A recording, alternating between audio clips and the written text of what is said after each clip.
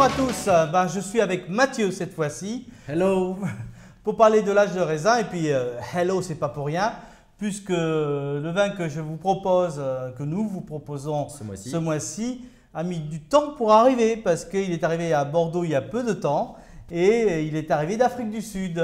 Et alors voilà un vignoble absolument fabuleux, l'Afrique du Sud, un vignoble qui date de plus de 3 siècles.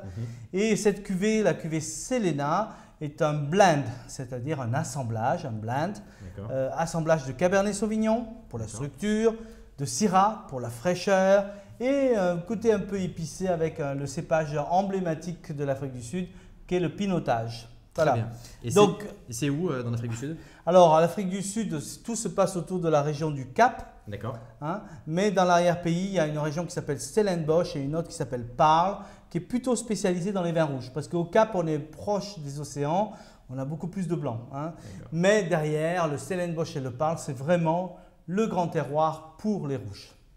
Et ben, voilà. Alors, en plus, ce qui m'a fait aimer ce vin, c'est aussi qu'il a une finesse quelque part un peu française. Et il n'y a pas de secret.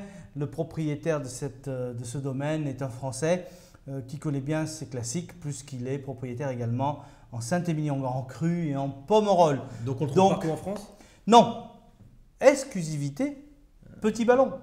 Le bateau est arrivé, les bouteilles que nous avons, c'est seulement pour le Petit Ballon pour la première fois en France. Vous êtes fort, Jean-Michel. Voilà. Donc belle robe rouge, intense, début d'évolution. C'est un 2011, brillant, limpide et assez de corps quand même, assez concentré. Au nez, voilà, c'est ce que j'ai adoré parce que souvent en Afrique du Sud, on a des vins qui sont sublimes, mais un peu lourds, un peu grossiers. Là, tu as la finesse Saint-Émilion et Pomerol qui est là. Alors, est-ce que c'est la signature de M. Dauriac qui vient là-dessus? Mais en fait, le vin est absolument sublime, complexe, des notes de fruits assez mûrs, fruits noirs, fruits rouges. Épices, tu as tout à fait raison, le côté un peu poivré, cardamome pour le côté frais, vanillé, des notes de tabac, chocolat, cerise. Alors à chaque fois que tu mets le nez dedans, tu as un arôme qui vient, c'est une complexité incroyable. En dégustation, j'adore ça, c'est souple, c'est rond.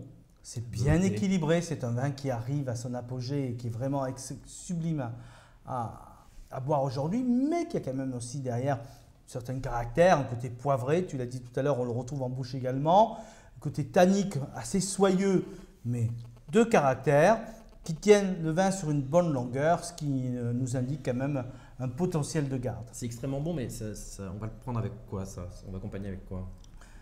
Alors, c'est vrai que ce vin-là, on a besoin de manger. Alors, tu n'es pas obligé de manger des Springboks ou autres animaux que tu trouves sur place, mais sur des viandes rouges, grillées ou rôties, ne pas hésiter comme c'est assez soyeux, c'est assez rond, on peut trouver aussi un peu d'aspérité en mettant un petit peu quelque chose un peu épicé, un peu relevé. Et puis, moi, j'ai pensé au barbecue de l'été. On va arriver quand même à sortir nos barbecues cette année. Il est déjà et voilà. Mais des viandes en sauce, des gibiers, c'est très fin, c'est soyeux, etc. Sincèrement, tu fermes les yeux. Alors, bon, moi, j'adore l'Afrique du Sud. Mais sincèrement, tu fermes les yeux. Cette finesse-là, elle est unique. Moi, j'ai trouvé ça absolument superbe. C'est la première fois que je goûte quelque chose de très fin en Afrique du Sud, donc il fallait qu'on vous le propose. Belle trouvaille. Voilà, donc un vin exclusif. Bonne dégustation.